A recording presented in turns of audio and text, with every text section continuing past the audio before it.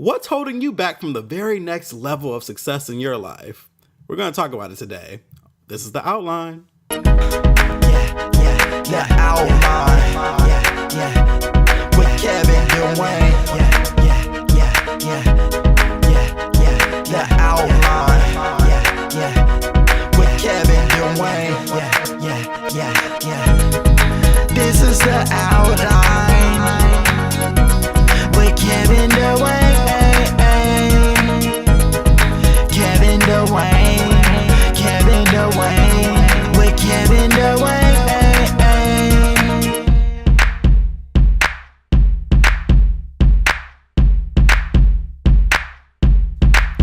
Hey, happy Wednesday. It's The Outline with Kevin Dwayne. Thank you so much for joining me. Hope your week is going very well.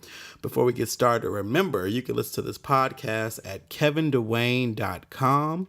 You can subscribe and have it delivered to your devices by going to iTunes, SoundCloud, Stitcher, Google Play, and there are a few other podcast apps you can go to as well. But it's out there. You can find it. But I thank you so much for listening every week. I also thank you for your comments. I thank you for rating it. You guys have had some great feedback. In fact, I got some feedback last week. Well, it wasn't last week. I think it came a few weeks ago. But, I don't check it all the time because, you have to watch those comments because people get a little crazy. But I did see a comment that I thought was very interesting, and it actually made me consider some things. Number one was about the theme song being a little loud. And they were like, oh, well, maybe you could use an engineer to check your levels. Well, I appreciate that. I'm not an engineer status yet, but I do produce this podcast. So I turned it down just a little bit so it won't be as jarring when you guys listen to the show. So I appreciate that. So thank you so much for bringing that to my attention. So I did bring the theme song down just a little bit. And that way, when I'm talking on the beginning, it doesn't just blow up your speakers. I don't want your ears hurting while you're at work. So I truly appreciate that. So that's handled. And another constructive piece I heard was about the possibility of me having a co-host. Now, I got to be honest with y'all about this. The reason I don't have a co-host is because, well, I don't trust people enough to be consistent. As this is a show that is mine, I know that it is my responsibility to show up every week. And as you guys can look from the history, I show up every Wednesday. So I need someone who can commit to it as well. And being that it's not a project that is not that, how do I put this? I have passion in this. And I'm committed to you guys as my audience. And I'm committed to delivering a show weekly. I can't always trust another person to honor the schedule to do the same. A lot of people are all talk. People say, oh yeah, I would love to be your co-host. I would love to do this. But they're not committed to it. As soon as life gets a little rough, they're like, oh yeah, I can't make it this week, or I can't do it this day, and I can't do that. So the truth is, I don't really have the patience to deal with another person's schedule. And that's why it is a solo podcast. And I'm okay with that. I like having guests on the show because it's my show. And I don't really want someone coming trying to take over anyway. They have to know that they're riding shotgun and not driving this damn vehicle. And so there's that. But it's not a complete loss. Maybe in the future I'll consider a co-host, but they would have to be consistent. Like, that is the only way. There would have to be like a contract or something just to ensure that they're going to be on the show every week, because I don't have time to deal with people's schedules, babysitters, whatever. It's just not me.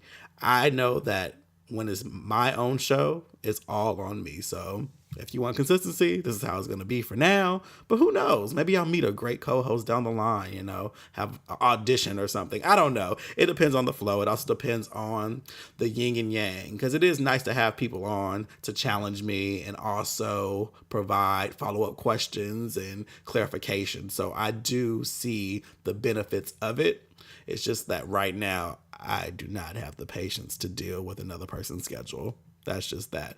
But I do appreciate those two comments, because these are things that we need to hear. I talked about feedback a while ago, and feedback is important. That's how we grow. That's how we learn about ourselves. And we'll talk about that more with the main topic, because it has to do with growing and leveling up. So there's that.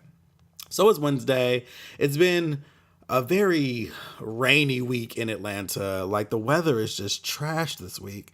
And I think it's affecting my personality because what was my personality? I'm still me, but I can't run this week. And when I don't get to run, I don't get to release these endorphins because I don't really like many other workouts. Running is my thing. I enjoy yoga. I did yoga on Monday and I'm loving it. It's been about 2 months and I'm really progressing in my poses and my stretching, and I'm really excited about that. But I only do that once a week with the yogi, but I do practice throughout the week. But I miss running in the mornings and this weather is just hating on me right now. So trying to get through that. And the last weekend was so much fun. It was my friend Elliot's 30th birthday.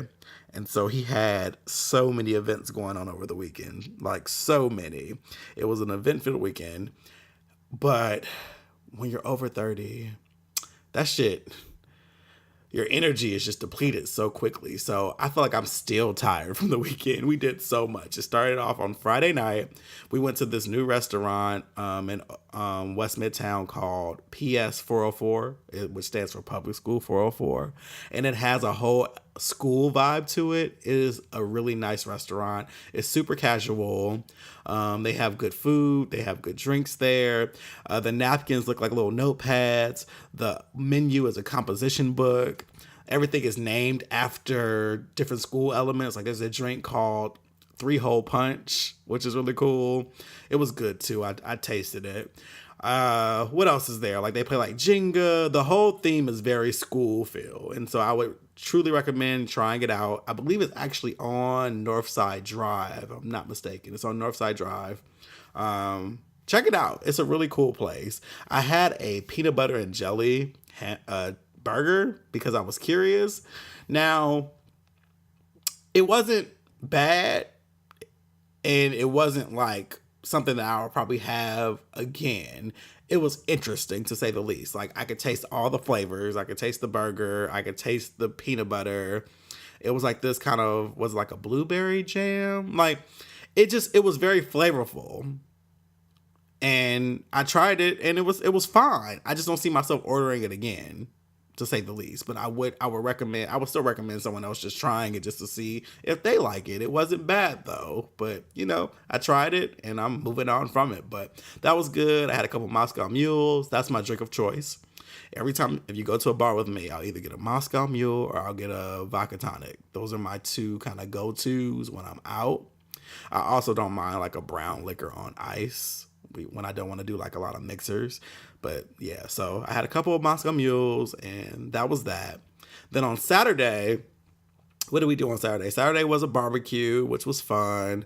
Got to meet some really cool people. I met so many fun people because what it was all of the birthday boy's closest friends. So I think there were like 16 of us, and this whole group hung out all weekend.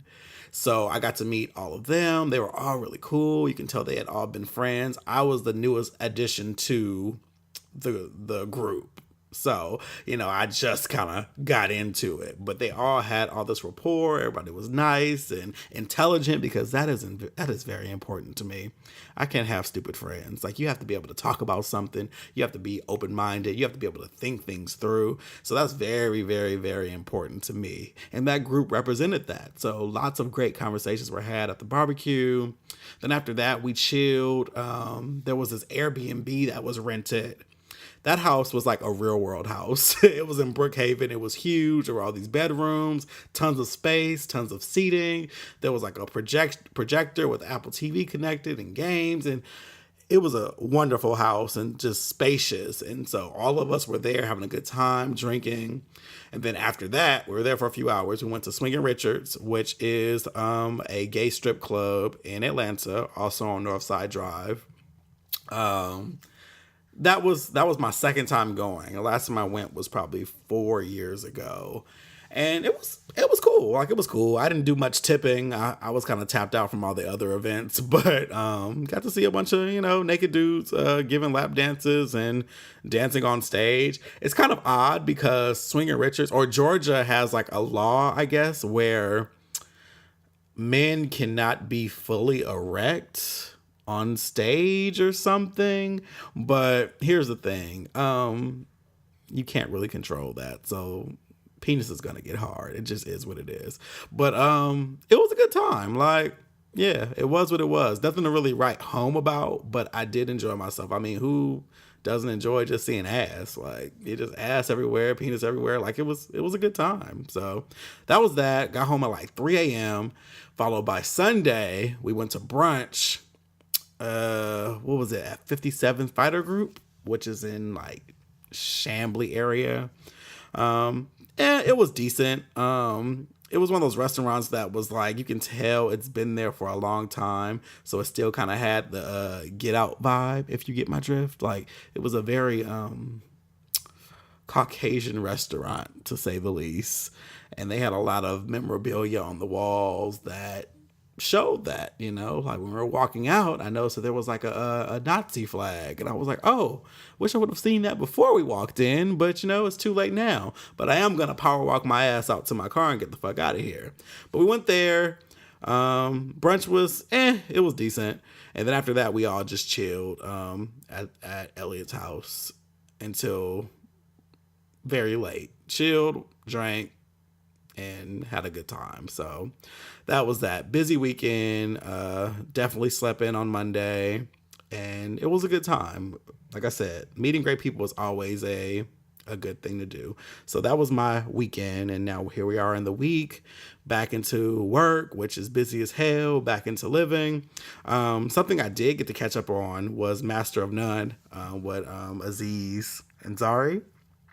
The show, this second season, has been so good. It's on Netflix. If you haven't watched Master of None, please watch season 1 and season 2. Season 2 is way better than season 1, and that doesn't mean season 1 was bad. It's just season 2 was just very well done. Aziz is very into inclusion, and he shows how much he's into inclusion with these episodes. Every episode talks about different scenarios, different groups of people, different races of people, and I really appreciated it. My favorite episodes that I recommend you checking out, the one that dealt with American Sign Language, brilliant episode, loved it. And my other favorite was the Thanksgiving episode, which was, it's kind of the Black episode because it deals with his best friend who's a lesbian, her family, and Angela Bassett and Kim Whitley are in it, and it's such a good episode. It's touching. I definitely teared up a little bit because it's such a common thing that happens in Black families, and it touched me in a way that I was like, you know what, this is so good. It was so good. And Lena Waithe actually helped write that episode, so that really helped with the perspective and the authenticity. So please check out Master of None. Netflix has been killing it, period, with shows. I feel like every week there's a new show. Last week, Unbreakable Kimmy Schmidt came back, but I don't know that I'm feeling it anymore. I got through all of season 1, okay? I enjoyed season 1, but I forced it.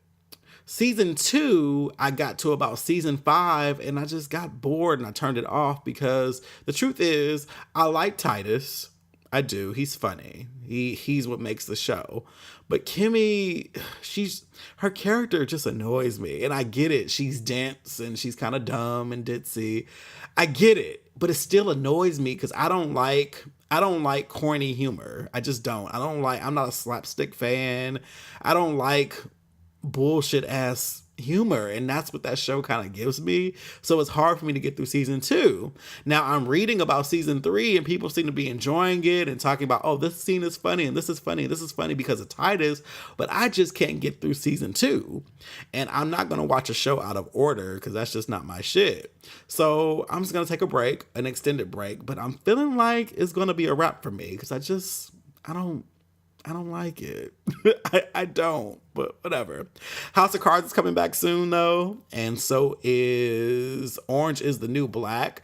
That's another show I'm curious on if I'm going to be sticking around because last season was rough. When you start killing off characters that I love, in hateful ways, it's hard for me to kind of continue, but I am going to begin watching it.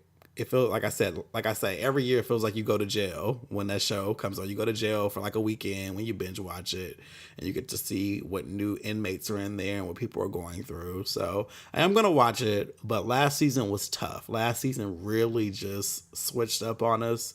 And so I don't know what this season is gonna give, but I am gonna give it a chance when it premieres.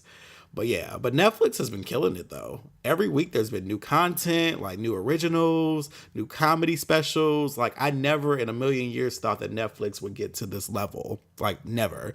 I remember when I used to get the DVDs over a decade ago, and then they started the streaming service, and I was like, oh, this is interesting. But they had like maybe like 30 movies that you can watch. It was very limited. And now it's just out of this world. I mean, a lot of people only watch Netflix or Hulu and things like that. That's where they get their programming. They don't have cable anymore. They've unplugged. And it's amazing that they've created this platform, and they really are first to market. They were the first to really do that, and other platforms followed. So they're killing the game right now. And also I hear that they're also going to greenlight the movie that was created by Twitter with Lupita and Rihanna.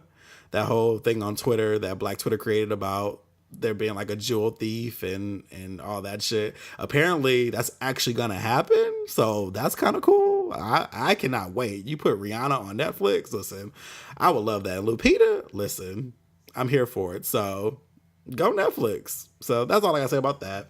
What else happened last week? Because we had the Sexisode, didn't really get to cover any topics that were going on. So some of these things may be old, and that's that. So the romper thing.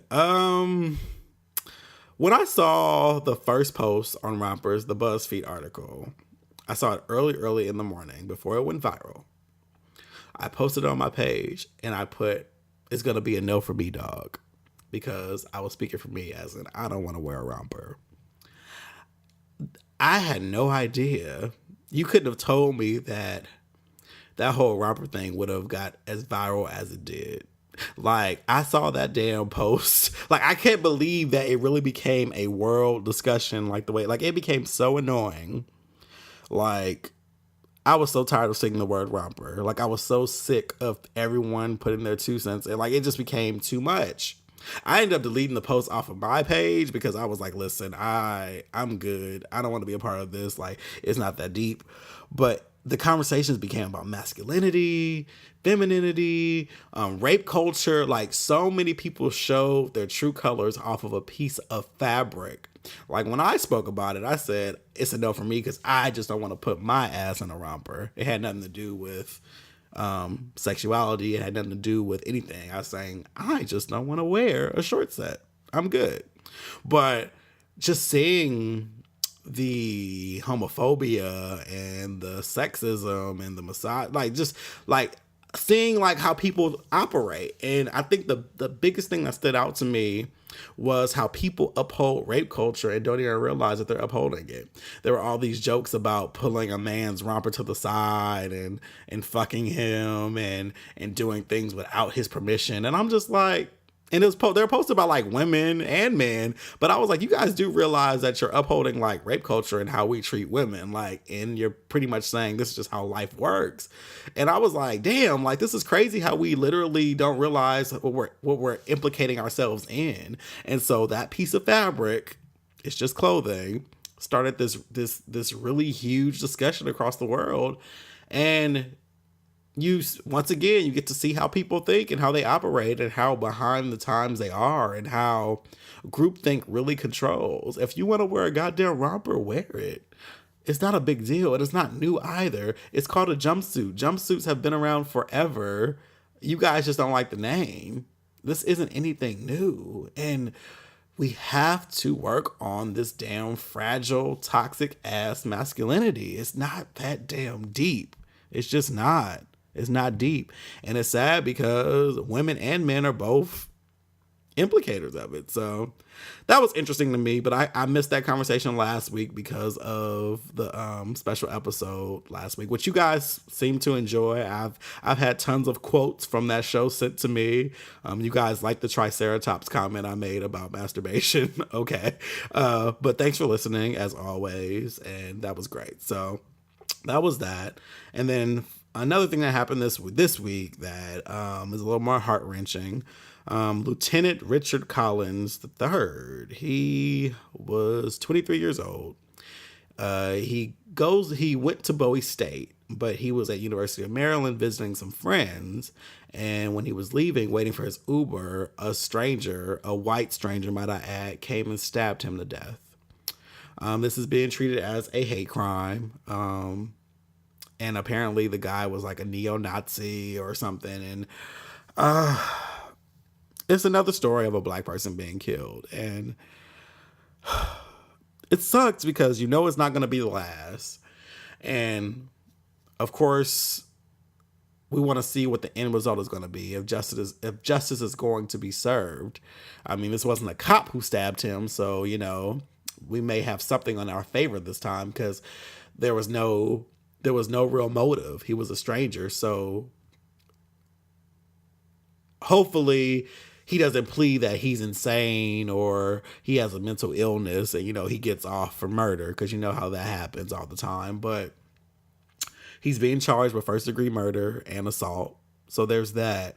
But I'm just tired, and I don't know what else to do. I'm just tired of this shit. Like, how do you hate someone because of the color of their skin or their sexuality or just because they're different from you, you know? But I've said this shit over and over again. It's starting to feel like I'm saying this shit monthly. There's not even time in between these hashtags. They keep happening. So I don't know, but I do know that seeing that picture of Lieutenant Richard Collins III, I have to say his full name, seeing the picture of the graduation that he was supposed to be at with his robe draped over the chair that he should have been sitting in, and his family accepting his degree that he should have gotten alive, it's heart-wrenching. Like, it's sad, and it pisses me off because of fucking white people. Real talk. Like, everybody kills. Not saying that it's just white people, but shit, why are y'all always the go-tos, though? That's what I want to know. Why is it always you guys hating somebody because of how they look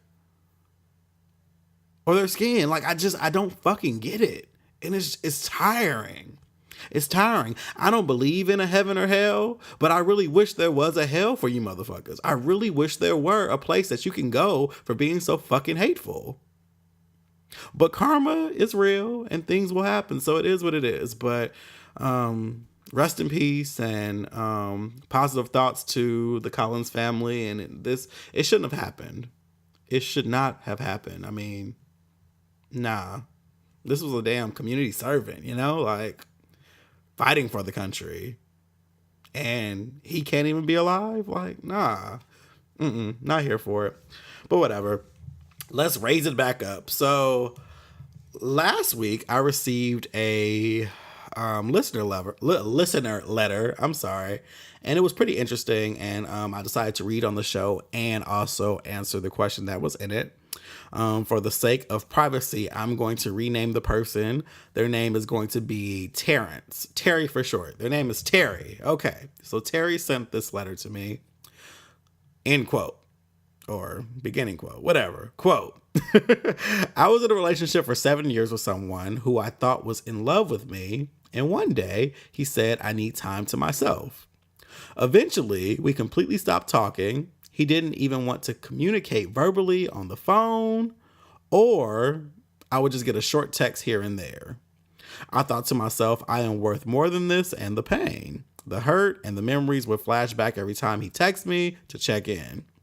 So the last time he texted me, I respectfully told him I have finally realized that what we once had will never be, and I appreciate you trying to show you still care by checking in, but I have finally risen above this whole situation and I'm ready to be left alone. To this day, I still don't know why he left me, and it's none of my business, but I know I am worth the world and I will receive it. Hear, Terry. Continuing. So since that, I've been dating, and I'll admit I use the dating app and it wasn't a hookup app, but dating. Plenty of fish to be specific. That's fair.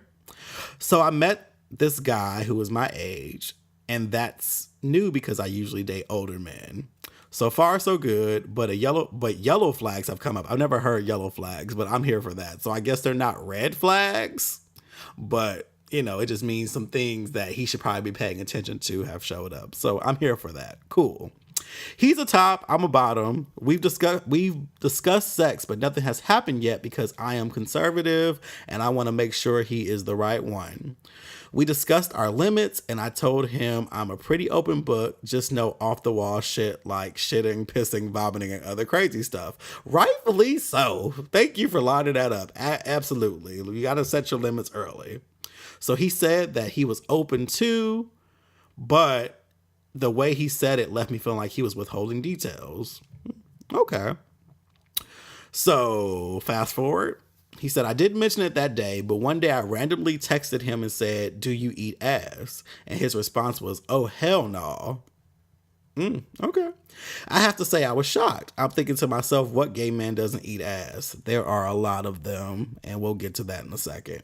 So to be completely honest, it made me think about cutting him off. I didn't though, because he offers so much and he's really good looking and respectful. So once I opened that box, he then went on to say that he doesn't like to touch penis. He doesn't like to touch balls, which is fine because I don't like my dick touched by others. So I'm fine with that. I made the comment to him saying, you have DO tendencies. And he said he just doesn't like that. And I told him it's kind of selfish because it's almost like you only like to do is fuck. And wait, the only thing you like to do is fuck, and that's it. I'm entering my own words to kind of make it flow a little bit better. I apologize. My question to you is, do I leave because this is what he is lacking in the sex department, or is it best I set these things aside and just just focus on all the good he's doing thus far? At 27 years old, marriage is my goal, and I can see he would be a great husband, but sex is also an important piece of any relationship. Okay. All right. Terrence, that's the name. Well, from my perspective, I wouldn't fuck with him as soon as he said that he doesn't eat ass. And here's why. If you listen to my sex episode, you can see that I'm not a big fan of selfish lovers. It's not a matter of the act of eating ass, but it's kind of like there's plenty of niggas who do. So why the fuck am I going to deal with your ass? Because if you're selfish, like, all right, so as a bottom to bottom, come on, woman to woman, not woman to woman, because, you know, I hate the comparison, but I thought about Shirley and Barbara, and it was a good connection, but bottom to bottom. All right. If the top is not giving you oral, eating you out, or doing anything, and you're giving them head and they're fucking you, what exactly are you getting out of it? I mean, what are you getting out of it? That's selfish as fuck. It's selfish as fuck. So it's like, why am I going to deal with you when I know for a God-given fact that there is somebody who does all of that shit? Like, there's several people who do all of that shit. They'll do everything, lick you up and down till you say stop. Period. So why the fuck would I ignore my pleasure because you have a nice smile or because, you know, you got your shit together? Nah, fuck that. And sex is very important, and something that society does is try to act like it isn't. They'll be like, "Oh, sex isn't important. Looks aren't important. It's about characters, what they have inside." Okay, cool. They get in these relationships. They end up being dissatisfied.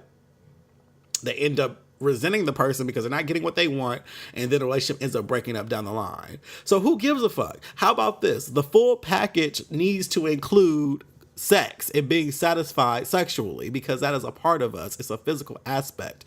Let's stop living in these fairy tales where character is just going to save the day, because it's not going to do it. It happens for older people because their fucking sexual organs aren't working as well as younger people, but get the fuck out of here. Worry about that when you're fucking in your 80s and, you know, you want to just marry somebody for the fuck of it. That's fine. But at 27, fuck that. No. If he's not going to please you sexually, walk the fuck away. You will find somebody else who looks good and has their shit together. There are too many men in the world. And that's my view on it. I cannot. I've tried dating for character. It blew up in my face. I've tried to ignore people not wanting to sexually satisfy me. Blew up in my face because you resent them. If you're not getting your needs met, but you're meeting their needs, it's not going to be good. And it's just not worth it. And I'm also tired of people putting it, when in straight world, men are put on pedestals like, oh, you got to keep a man. And gay culture is the whole idea, you got to keep a top. Nah, I'm not in the keep a nigga program. Fuck that. We need to, so quote unquote, keep each other. It's not a matter of your needs over mine. Fuck that, because I don't need you. I don't need a provider. I provide for myself. I need support emotionally. I need physical touch. I need companionship. But this is not a matter of keeping you. You aren't a pet.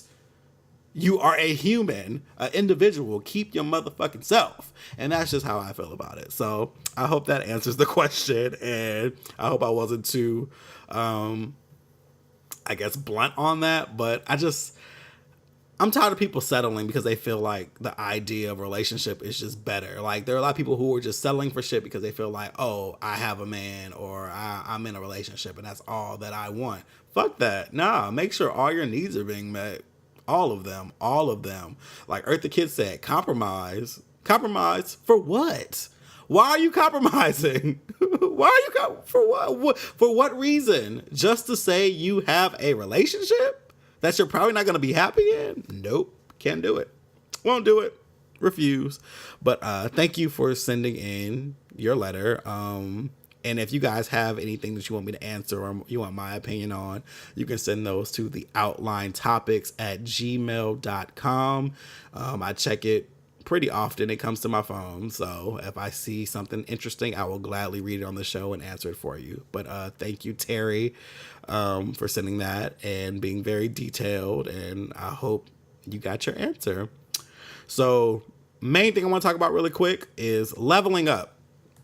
I posted a post on Facebook the other day talking about leveling up in life. And if you'll give me a second, I'll pull it up so I'm not just paraphrasing it, and I'll read it directly off my page because that seems like the smart thing to do. So what it said this: I am an avid believer in the idea we become stagnant in life when we aren't learning the required lesson to move forward. If one finds his or herself reliving the same negative patterns with different people or situations, it's time to figure the real solution to end the cycle. These periods of time are in place to challenge our internal flaws. Outside sources can offer suggestions, but the real work must be done within. When we honestly assess and correct ourselves, we move to the next tier of life. So, I ask you all, what's holding you back from your next level? What's keeping you from moving on?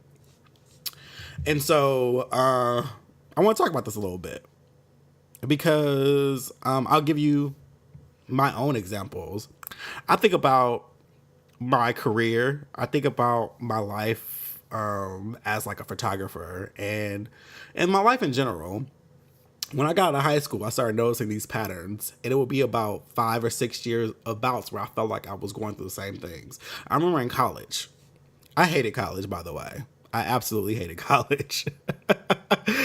I went because it felt like it was what I was supposed to do to please my family. I wasn't a fan of the school I went to, and I mean, it just is what it is. I'm a creative. I should have went to school for photography or art or acting or anything, creatively inclined, but I didn't. I went for business marketing, which is fine because I do use a lot of those tenets today, but I can't say that I learned that much in school. I learned a lot more outside of the classroom, but that's just the truth. But I remember going through the same kind of things with my relationships, and this is 18 to 23, around that time. Going through the same things with my relationships in school and not getting anywhere. Like, I felt like I was just stuck. I was stagnant. Then that's when I started learning to be socially aware. That's when I started learning to handle things differently. At that point, I moved to my next level. All of a sudden, I have a new job. I'm out of college. My relationships are different. Then I became stagnant again, and I had to figure out what I was doing wrong. Like, what am I not doing? Like, am I not putting enough effort here? Am I not doing this? And the next thing I know, life changed again because I learned the lesson. And because that has happened so much, I realize it's kind of how the universe works. And I think this happens because we need to, a lot of times, like when we have internal flaws within ourselves, people can't tell us about them because we get on the defense. We be like, oh no, your perspective is wrong. That's incorrect. You're just hating on me. Like if someone says, oh, you're stubborn, you'll be like, I'm not stubborn. Or, you're kind of rude. I'm not rude. We get defensive. So what I think is life teaches us the lesson because we have to look within and figure it out for ourselves. We have to say, okay, wait a minute. This is what I'm doing wrong. And we have to pretty much look ourselves in the mirror and say, okay, this is what I need to work on. And I believe we will continue going through the same shit until we learn that lesson. And you can look at it in your friends. You can look at it in yourself. You can see it around you. You'll see people who it seems like they're just doing the same thing over and over again. Like they get new boyfriends and they do the same shit. And it always has the same ending. Every job they go to, it's the same shit. They have issues with managers. They have issues with coworkers. And you just wait for them to realize that it might be a common denominator thing, and it may be their personality. It's something that they have unchecked. But you can't tell them that because they're not going to listen to you because they feel like they know themselves. And I think that's it. A lot of us feel like we know ourselves because we've been with ourselves the longest. But when you're growing, there's always something else that you can learn or make better. There's always room for growth. You never reach a level where you're just untouchable. And I saw a comment like that on a show before. I think it was on the Feedback show, and someone kind of made a comment that I kind of side-eyed. It was very much like, oh yeah, I know I'm good. I know myself. There's nothing anybody can tell me. And I was like, oh, okay, cool. Well, just keep living. Like, you know yourself. I can't tell you that because you can't tell people. If people feel like they know everything about themselves, let them believe that. And this is where stagnation comes in, because anytime you feel like you're stuck, whether it's in career or whatever, you have to look in and say, okay, what am I doing that I want to change? And I'll give you a current example. Right now, I want to push the podcast. I want to push my photography. I want to push my entire brand so far. But it's kind of been in this weird cycle of just going around, but not going up. It hasn't declined, but it's kind of just in the middle, and it's not raising high to where I want it to be. And, I'm seeing people surpass me, and I keep asking myself, what am I doing wrong? But the thing about it is, I actually know what I'm doing wrong. And what it is the type of work and effort that it takes to get to where I want to be, I'm not ready to give. Now, I do a lot when it comes to promoting my brand. I do a lot, considering that I have a 9-to-5 and I'm a photographer and I have this podcast. I do so much every day to promote myself. But I know there's another tier of work that I have to get to raise the brand. But I'm still not ready to give that amount of work. And I know for a fact that I'm going to stay in this place until I give that effort. So right now, the internal flaw is a certain amount of laziness. I'm not neglecting my brand by any means. You guys see the posts, you see the promotion, you see the campaigns, but I know that there's more that I can do. And until I push myself to doing more and getting off my, really just working super hard. I'm talking Diddy hard. I'm talking Beyonce hard. I'm talking losing sleep hard. Getting to that place, I'm not going to reach that next level. And I truly feel that in my heart. I truly feel that. And that's why I'm stagnant in this place of just going in a circle. Until I put forth that effort, nothing's going to happen for me. It's just not going to happen. I have to literally spend those sleepless nights and those days in the coffee shop and make sure I'm planning everything and make sure I'm actively working to keep things going. And that's when my brand is going to raise. I truly feel that way. And it's the same with like relationships for people. You know, if you feel like you keep meeting the same person, or yeah, like it's different faces, same person, it's because you're doing something. Maybe your type isn't for you. Maybe you need to change your type. Maybe you need to open up a little bit more. It's not settling, not any means, but don't be so limited. Some people are so limited on what a person should look like, as far as like, oh, has to be this tall, like has to be this particular skin color. There are people who are very specific.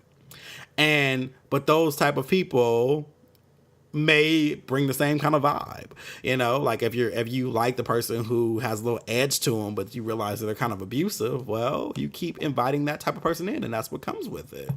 And so it's all about learning the lesson. And so if you find yourself continually in the same place and you're like, okay, when can I get to the next level of my life, whether in career, whether in relationship, whether in life, ask yourself, what is the lesson that I'm avoiding here? What am I ignoring? What can I do differently to change it up? Because you can't get new results doing the same routine. What can I switch? What can I try to get to that next level?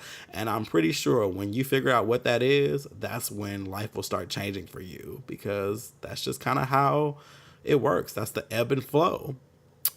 So I hope that works out. I hope that it's a perspective that you can take on, but I'm an avid believer of it. And I feel like a new change for me is coming, because I'm hitting another 5-year mark. June 4th, I will have been in Atlanta for 5 years. I cannot believe that at all. Time has gone by so fast and so much has changed. And I know with my life, every 5 to 6 years, things just get flipped upside down. So we'll see what happens, but I hope it's for the better. But that's all I got today. As always, thank you so much for listening to the show. Make sure you will subscribe. Make sure you share it with at least one friend. Tag me, post it on Instagram. I love seeing your comments. Thank you so much for all of you on Twitter. You guys are just so awesome. We're almost at a year of the show. Yeah, I'm excited. So I hope your week is great, and I will talk to you all next Wednesday. Peace out.